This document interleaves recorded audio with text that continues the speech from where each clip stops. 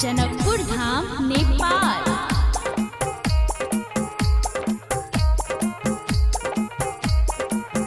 Bhola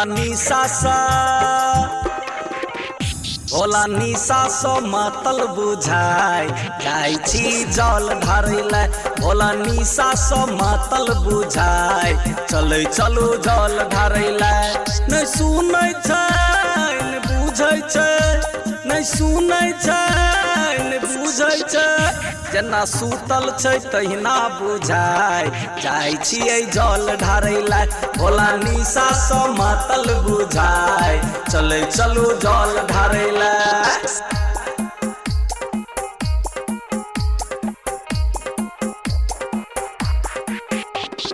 DJ Gyan Kumar, DJ Gyan Kumar, बरछावा बाजार, बरछावा बाजार, बरछावा बाजार।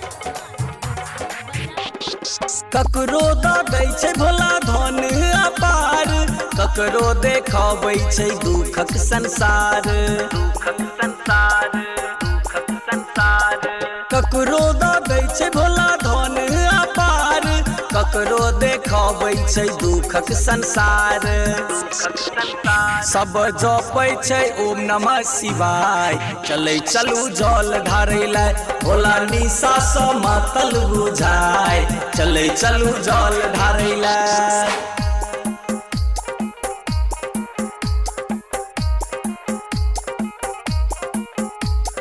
DJ Gyan Kumar, DJ Gyan Kumar, DJ Gyan Kumar, DJ Gyan Kumar.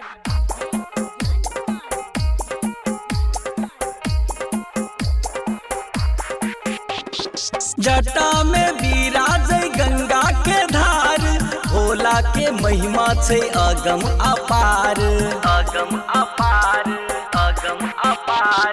जटा में विराजै गंगा के धार, भोला के महिमा छै अगम अपार, अगम अपार। भोला भक्त पर हेथिन सहाय चलै चलू जल ढारैले। भोला निशा सो मातल बुझाय चलै चलू जल ढारैले।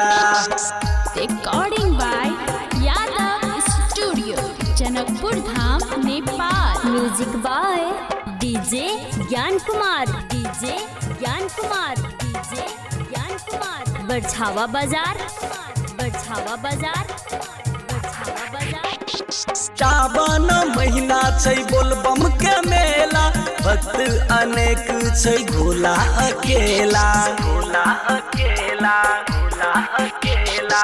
सावन के महीना छै बोलबम के मेला, भक्त अनेक छै भोला अकेला, भोला अकेला। अविनाश गबै छै झूमी का आय चलै चलू जल ढारैले।